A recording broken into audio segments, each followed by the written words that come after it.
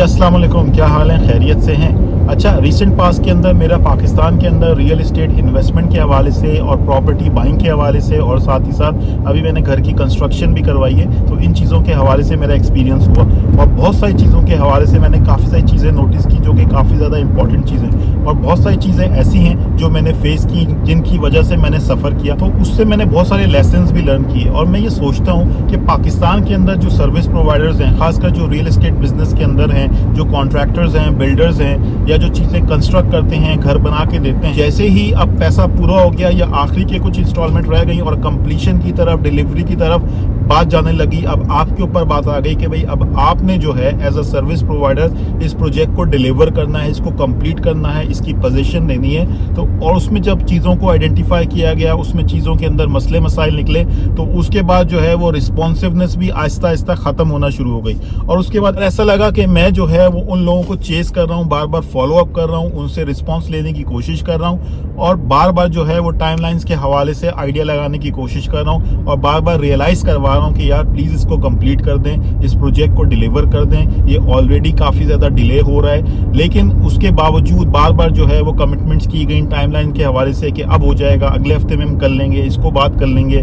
इसको देख लेंगे, नेक्स्ट मंथ में हो जाएगा, उससे अगले महीने में हो जाएगा, अभी थोड़ा सा यहाँ बिजी हैं। तो इस तरह के जो रिस्पॉन्सेज हैं वो कंटिन्यूसली आते गए और इंसान चलो शुरू में सोचता है कि चलो यार वैसे ही डिले हो गया, अब जो है वो चीज़ें हो जाएंगी, अगले हफ्ते हो जाएंगी, अगले महीने हो जाएंगी, एक आध हफ्ते में हो जाएंगी। कोशिश यही रही कि यार सब्र का मुजाहरा करें, चीज़ों को जो है वो बेहतर करवाने की कोशिश करें। लेकिन अनफॉर्चुनेटली जब सामने से मिसकमिटमेंट होती है, अनफॉर्चुनेटली जब सामने वाले सर्विस प्रोवाइडर का झूठ नज़र आता है, जो कि काफ़ी ज़्यादा अजीब सी बात है। यार आपने कुछ कमिटमेंट्स किए, आपने कुछ वादे किए और उसके बाद जो है वो आप चीज़ों से बैकआउट कर गए। आपको ये समझ में आ गया कि अब चीज़ें थोड़ी सी जो है वो हमारे लिए नुकसानदेह हो रही हैं, चीज़ें डिले हो चुकी हैं, चीज़ों के अंदर खराबी हो गई है और अब आप जो है वो उससे बैकआउट करने की कोशिश कर रहे हो और आप जो है वो पीछे पीछे हो रहे हो, चीज़ों को जो है वो लिंगर ऑन करवा रहे हो, चीज़ों को फर्दर डिले करवा रहे हो। बजाय इसके कि आपकी अप्रोच ये होनी चाहिए कि इस काम को हमने as soon as possible deliver करना है। जो हमारी तरफ से कुछ खामियां हो गई, जो चीज़ें हमसे ख़राब हो गई, उनको अब हम फर्दर ख़राब ना करें, इसको हम फर्दर डिले ना करें और क्लाइंट को फर्दर परेशान ना करें। एक ओवरसीज़ क्लाइंट है, बहुत ट्रस्ट करके जो है अगर किसी ओवरसीज़ क्लाइंट ने आपके साथ कोई प्रोजेक्ट किया एज अ सर्विस प्रोवाइडर,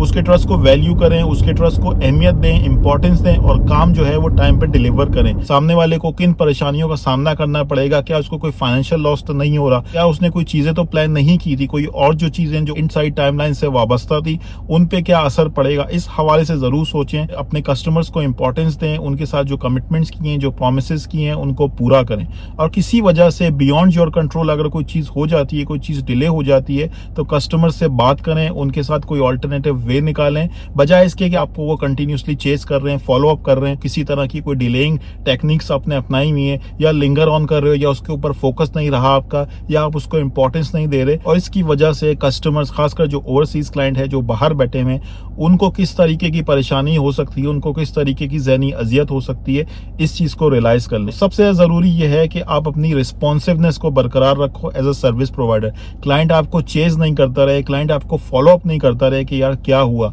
आज बता दो, अगले हफ्ते फिर दोबारा फॉलो अप हो रहा है और फिर आप जो है उसको कोई और टाइमलाइन दे रहे हो, फिर आप उसको आगे का टाइम बता रहे हो, फिर वो दोबारा आपको फॉलो अप कर रहा है, फिर आप गायब हो गए। तो इस तरह की जो चीज़ें हैं वो ट्रस्ट डेफिसिट क्रिएट करती हैं और एक कस्टमर, एक क्लाइंट जो कि ओवरसीज अगर बैठा हुआ है और उसने अगर आपके ऊपर ट्रस्ट किया है और अगर आप उसके साथ आपका ये रवैया है, ये सलूक है और आपने इस तरह की उसको सर्विसेज दी हैं, तो इसकी वजह से ना सिर्फ ऑब्वियसली आपका ट्रस्ट तो खराब होगा ही होगा, बल्कि उसकी जहन में और बहुत सारे खदशात आएंगे। तो आप जो है ना सिर्फ अपना काम जो है वो खराब कर रहे हो, बल्कि दूसरे के जहन में और ज्यादा डाउट्स क्रिएट कर रहे हो और हो सकता है कि किसी और को कोई बेहतर सर्विस मिल सकती है, बेहतर रोजगार मिल सकता है, लेकिन आपकी वजह से किसी ओवरसीज क्लाइंट के जहन में और डाउट्स क्रिएट हो जाएं, जिसकी वजह से वो उन चीज़ों से पीछे हट जाए, ना वो इन्वेस्टमेंट करे और ना ही वो अपना पैसा कहीं पे लगाए पाकिस्तान के अंदर। वो सर्विस प्रोवाइडर जो क्लाइंट के साथ मिसकमिटमेंट करते हैं, अपने प्रोमिसेस को पूरा नहीं करते, खुदा का खौफ करें और आपकी वजह से जो खराबियां हो रही हैं, आपकी वजह से सिस्टम में जो खराबियां हो रही हैं, उनका एहसास कर लें। और आपकी वजह से वो बदजन हो गए, आपकी वजह से उन्होंने सोचा यार पता पता नहीं किसी और पे ट्रस्ट भी कर सकते हैं, नहीं कर सकते, ये भी वही काम करेगा या सही काम करके देगा या नहीं देगा, इस तरह के सवाल, इस तरह के डाउट ओवरसीज क्लाइंट्स के जहन में आ सकते हैं आपकी वजह से। तो इन चीज़ों का एहसास करें और इन चीज़ों को अवॉइड करें, और जो कस्टमर्स के साथ आपने कमिटमेंट्स किए हैं, प्रोमिस किए हैं, जो उनसे आपने बात की है, जो टाइमलाइन सेट की है, उसको फुलफिल करें। जो भी सर्विस प्रोवाइडर हैं, जो भी देखने वाले हैं, इस चीज़ को रियलाइज करें, इस चीज़ का एहसास करें। Thank you very much, goodbye, अल्लाह हाफिज।